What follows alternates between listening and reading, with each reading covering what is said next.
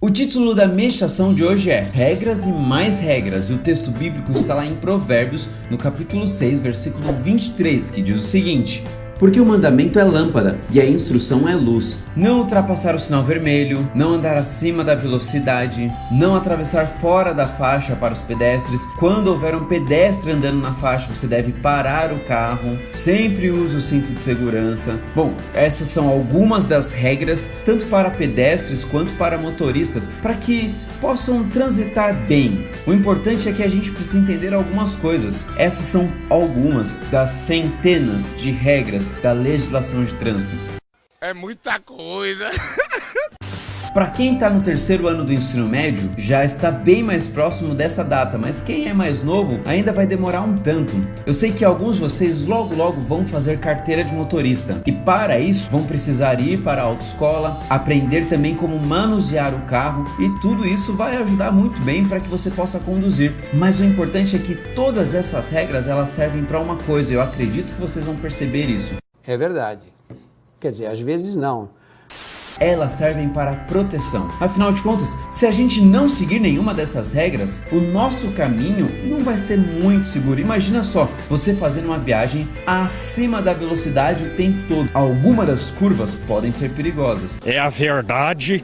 Ou então, se você entra na contramão e vai seguindo, a probabilidade de você bater o carro em um outro carro é muito grande. Ao não parar o carro quando um pedestre vai atravessar, você pode atropelá-lo. Portanto, a gente precisa ter essa noção, seja já agora que a gente vai conhecendo algumas coisas, mas principalmente quando estivermos dirigindo. Se as leis de trânsito existem para proteção, imagina só as leis de Deus.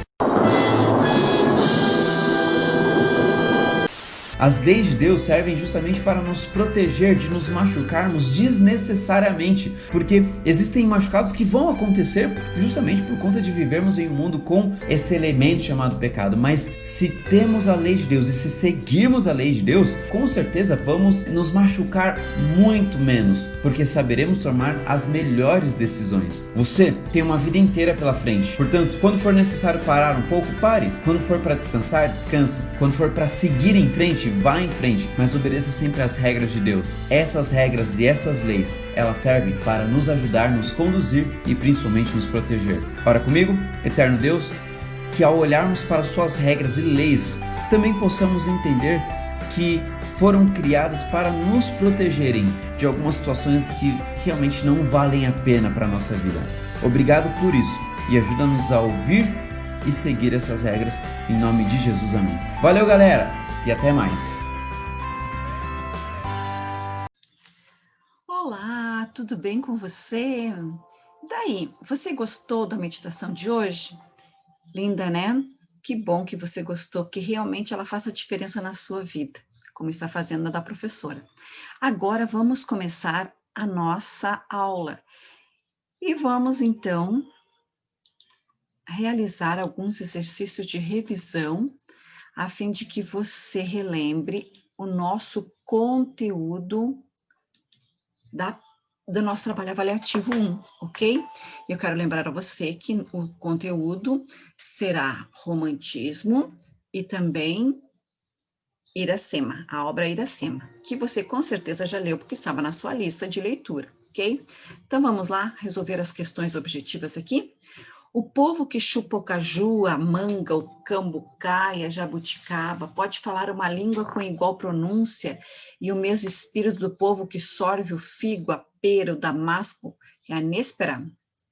Que você tem um trechinho de José de Alencar, Bênção Paterna. Quero lembrar a você que José de Alencar é o nosso marco de autor romântico. Ele passou pelas 3 fases do romantismo, certo? Da primeira, segunda e terceira geração. Agora vamos responder aqui a questão. No trecho anterior, Alencar destaca a diferença entre o Brasil e Portugal, que se reflete no vocabulário mais comum em cada uma das variedades do português faladas nesses países. Essas diferenças ajudam a compor a identidade nacional. Você percebeu que aqui foi todo informações ainda. O vocabulário do português do Brasil é resultado do quê? Lembre que ele está trabalhando com você sobre o vocabulário do português no Brasil. Ele é resultado do quê? do contato estabelecido entre o português, os colonizadores e as línguas indígenas, africanas e as dos imigrantes? Olha, interessante essa. A B, projeto de criação de uma língua brasileira pelos modernistas. C, esforços de criação de palavras formadas a partir de elementos unicamente brasileiros. Testes experimentais de exaltação da identidade linguística do Brasil, debates políticos. Aí você descartaria de primeira, né? Muito fora. Então, você sabe que essa diversidade da nossa língua é por essa mistura, essa miscigenação de portugueses, de indígenas, africanos e imigrantes, ok? E aí eu tenho isso bem presente no romantismo, que uma das características era manter a identidade nacional, e era através da língua, ok? Questão 2, recusando as regras, os modelos e as normas, seus autores defendem a total liberdade criadora.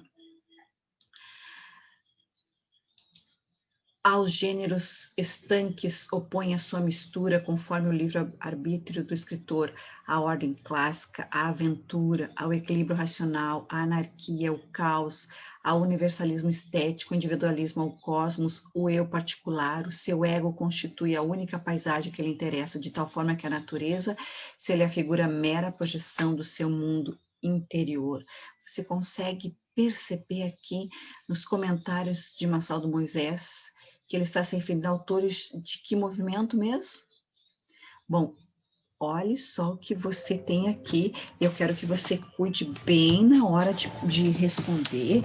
Você preste bem atenção, porque nós estamos agora revisando o conteúdo de romantismo. Ok? E você sabe que neste momento eu tenho muito forte a exaltação da natureza, tem muito eu lírico aqui neste período. Então, qual movimento nós marcaríamos? O romantismo. O arcadismo, uma volta à natureza, o contato do homem com a natureza, né? Carpe diem, Fugeria Urban. E o naturalismo é aquele período em que eu tenho os sentimentos, né, mais profundos do ser humano, como a traição, como o ódio, o medo muito presente. O realismo é o retrato do dia a dia, da luta, do trabalho, certo? E o barroco é aquela mistura de claro e escuro, profano e divino. E aquilo que retrata, que retoma a natureza, que exalta o eu do poeta, o romantismo do literato, na verdade, né? Agora vamos fazer a questão 3. Acompanha a professora aí. Um dos principais temas do romantismo brasileiro foi o indigenismo. O que é isso? O índio é o nosso herói nacional. Poetas e prosadores como Gonçalves Dias, Machado de Assis e José de Alencar exploraram em suas obras dentro de uma perspectiva mítica. Olha só, tem aqui uma perspectiva mítica. A figura do índio. No caso de José de Alencar, quais os seus romances versos sobre a temática indigenista? Qual desse aqui você tem totalmente indígenas? Qual você marcaria? Muito bem. Iracema, que é a obra que você está lendo, né?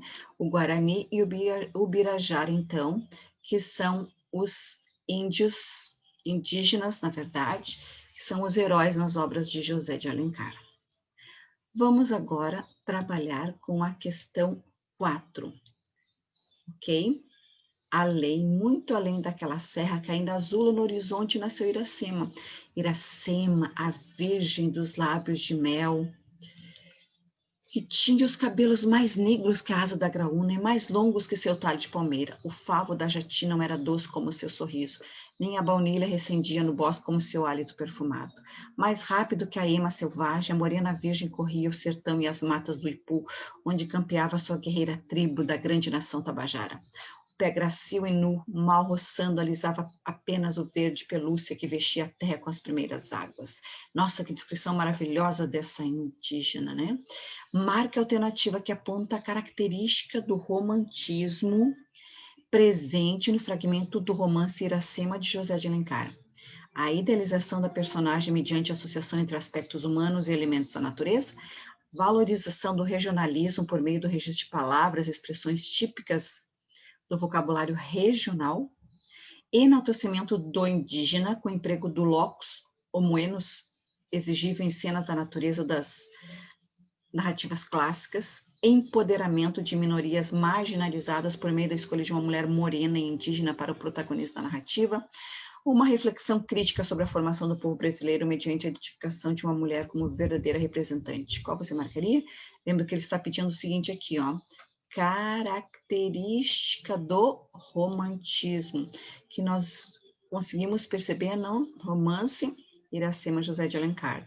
Vamos lá, então. Com certeza você percebeu que, neste momento, a letra A fecha exatamente aquilo que se espera, né? Agora, nós vamos trabalhar com a questão 5. Quando meu peito... Opa, deixa a professora limpar aqui primeiro. Quando em meu peito rebentar-se a fibra, que o espírito enlaça a dor vivente, não derramem por mim nenhuma lágrima em pálpebra demente. O fragmento acima é de um importante poeta da literatura brasileira. Lembra que ele está dizendo qual é o poeta, então você percebe que nos traços aqui, o conteúdo desse fragmento revela traços do quê? Ah, do romantismo, exatamente. Muito bem, as questões são questões fáceis, você com certeza vai ler calmamente, vai marcar, que nem a professora está marcando aqui, aquelas questões que são mais pertinentes, ok? Para você tirar todas as suas dúvidas e fixar o seu conteúdo sobre o romantismo e sobre a obra Iracema, ok? Muito bem, concluímos a nossa aula, um abraço, vejo você na próxima, até lá!